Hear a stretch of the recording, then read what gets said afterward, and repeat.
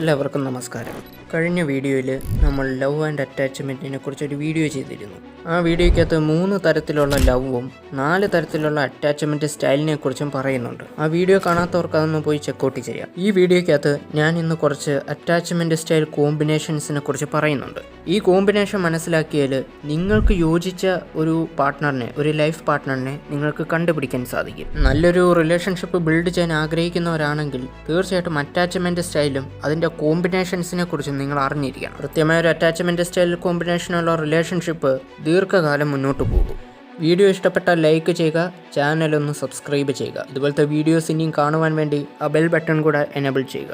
Attachment style കോമ്പിനേഷനിൽ ആദ്യം വരുന്നത് സെക്യൂർ അറ്റാച്ച്മെൻറ്റ് കോമ്പിനേഷൻ. ഒരു കപ്പിൾസിൽ 2 പേരും സെക്യൂർ അറ്റാച്ച്മെൻറ്റ് കോമ്പിനേഷനിൽപ്പെട്ട ആളാണെങ്കിലുള്ള ചില ഗുണങ്ങൾ ഇവിടെ പറയാം. ആദ്യത്തേത് ഇമോഷണൽ സേഫ്റ്റി. കൃത്യമായ കംഫർട്ടബിളായിട്ടുള്ള ഒരു ഇൻറ്റിമസി ഇവർക്കിടയിലുണ്ടാകും. അതുപോലെ വികാരങ്ങൾ ഇവർ തുറന്ന് പ്രകടിപ്പിച്ചുകൊണ്ടിരിക്കും. ഒന്നും തന്നെ പരസ്പരം മറച്ചു വെക്കില്ല. രണ്ടാമത്തേത് എഫക്റ്റീവ് കമ്മ്യൂണിക്കേഷൻ. ഇവർ തമ്മിൽ കൃത്യമായ രീതിയിലുള്ള സംഭാഷണങ്ങളുണ്ടാകും, ആശയവിനിമയം ഉണ്ടാകും.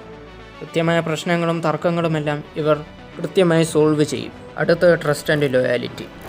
പരസ്പര വിശ്വാസം ഇവർക്കിടയിലുണ്ടാകും. അതുപോലെ സ്ട്രോങ് ആയിട്ടുള്ള കമ്മിറ്റ്മെൻറ്റും ഇവരുടെ റിലേഷൻഷിപ്പിൽ നമുക്ക് കാണാൻ സാധിക്കും. അടുത്തതായി വരുന്ന കോമ്പിനേഷനാണ് സെക്യൂർ ആൻഷ്യസ് കോമ്പിനേഷൻ. ഒരു കപ്പിൾസിൽ ഒരാൾ സെക്യൂറും മറ്റൊരാൾ ആൻഷ്യസ് അറ്റാച്ച്മെൻറ്റ് സ്റ്റൈലും ഉള്ള വ്യക്തികളാണെങ്കിലുള്ള ചില ഗുണങ്ങൾ. ആദ്യത്തേത് ഇമോഷണൽ സപ്പോർട്ട്. വൈകാരികമായിട്ടുള്ള ഒരു ബന്ധം ഇവർക്കിടയിലുണ്ടാകും. എന്ത് പ്രശ്നം വന്നാലും താൻ കൂടെയുണ്ട് എന്നുള്ള ഒരു വൈകാരിക അടുപ്പം ഇവർക്കിടയിലുണ്ടാകും.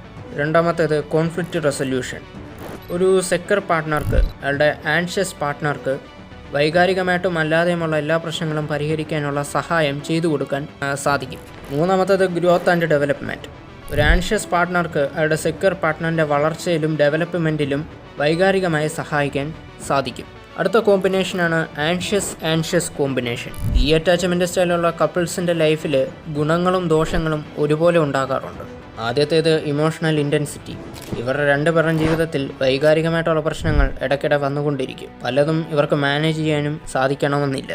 രണ്ടാമത്തേത് കോൺഫ്ലിക്റ്റ് എസ്കലേഷൻ. ഇത്തരക്കാർക്ക് വലിയ പ്രശ്നങ്ങൾ ഉണ്ടാകുമ്പോൾ അത് നേരിടാനും പരിഹരിക്കാനും വലിയ ബുദ്ധിമുട്ടുകൾ നേരിടേണ്ടി വരും. ഇവർ കണ്ടെത്തുന്ന പല പരിഹാരങ്ങളും വിജയം കാണണമെന്നില്ല. ഇത്തരത്തിലുള്ള അറ്റാച്ച്മെൻറ്റ് സ്റ്റൈൽസ് ഉള്ള ഒരു കപ്പിൾസിന് ഏറ്റവും വലിയ ആവശ്യം ഇമോഷണൽ സപ്പോർട്ട് തന്നെയാണ്. അടുത്തതായി വരുന്ന കോമ്പിനേഷനാണ് ആൻഷ്യസ് അവോയ്ഡൻറ്റ് കോമ്പിനേഷൻ. കപ്പിൾസിൽ ഒരാൾ ആൻഷ്യസും മറ്റൊരാൾ അവോയ്ഡൻറ്റും അറ്റാച്ച്മെൻറ്റ് സ്റ്റൈലുള്ള ആളുകളാണെങ്കിൽ അതിൽ വൈകാരിക ബന്ധം കൂടുതലും ആൻഷ്യസ് പാർട്ട്ണറിനായിരിക്കും.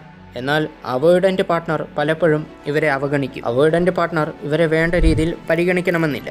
ഇമോഷണൽ പുഷ് പുൾ എന്നാണ് ഇതിനെ വിളിക്കുന്നത്. ഇവർക്കിടയിലെ രണ്ടാമത്തെ കാര്യം കോൺഫ്ലിക്റ്റ് അവോയ്ഡൻസ്. അവോയ്ഡൻറ്റ് പാർട്ട്ണർ എല്ലായ്പ്പോഴും പ്രശ്നങ്ങൾ ഒഴിവാക്കി വിടാനും ശ്രമിച്ചുകൊണ്ടിരിക്കും. ഇത്തരത്തിലുള്ള റിലേഷൻഷിപ്പിൽ ഇത് ഒരു പോസിറ്റീവ് ട്രേറ്റ് തന്നെയാണ്.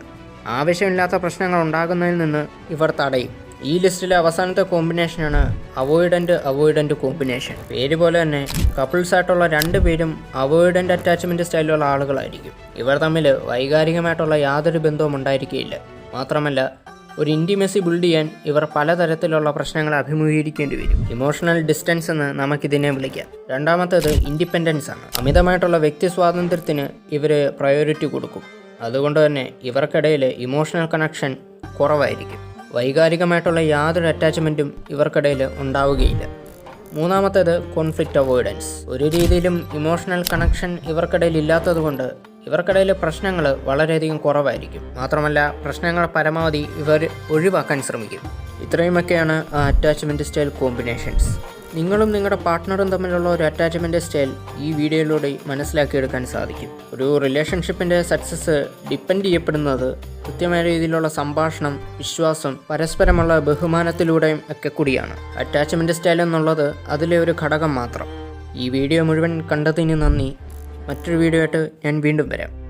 അതുവരെ ഗുഡ് ബൈ.